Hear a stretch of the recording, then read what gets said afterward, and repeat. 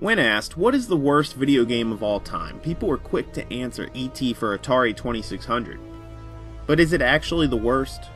In this video I'm going to review the game and talk about its legendary story. So let's begin back in 1982.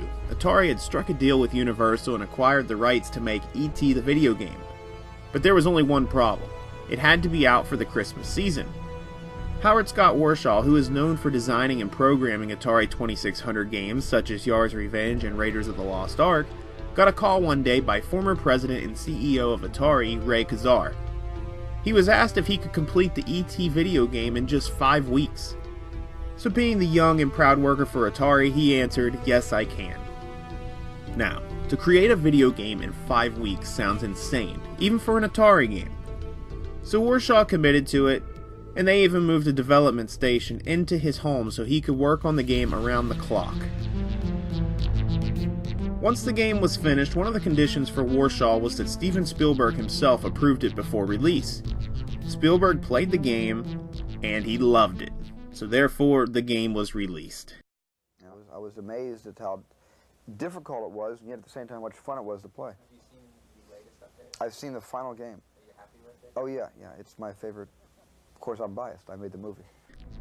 E.T. the video game sold pretty good that holiday season, but as time went on, people kept returning the game, saying it wasn't playable. Now you have to think, with millions of copies made and people returning them, nobody's buying them. So what do you do with them? You bury them, 20 plus feet beneath a landfill. As years passed on, the myth stayed with gamers: is E.T. really buried? Well, in 2014 that myth was proven to be a fact. E.T. and many other Atari 2600 games were found buried decades into that landfill. And the best part, some of the cartridges were intact and in playable condition. Warshaw was there to see his 5-week project dug up, and so many other gaming fans were there to see this legendary story become real. So was it the worst video game of all time? Sounds like it from its history, but now I'm going to see for myself.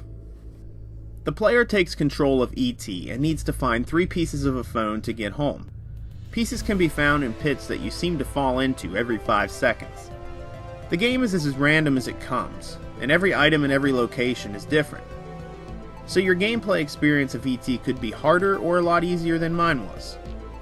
While looking for these pieces, you'll want to stay away from the scientist and the FBI guy.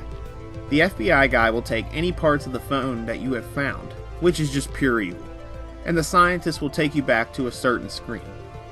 On top of all that, E.T. can run out of energy. It honestly is just a brutal game. After you've managed to get all the phone parts, you need to phone home, in a certain spot.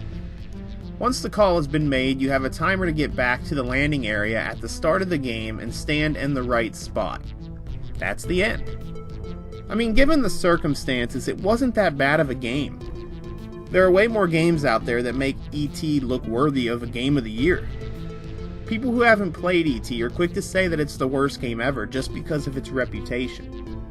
It may be a hassle, but looking back at what Atari had to offer, I kinda prefer this game over a lot of 2600 games. Pitfall is another game I like, and it is a challenge. I think some forget, though, that video games are supposed to be a challenge. So is this the worst game of all time? Not hardly.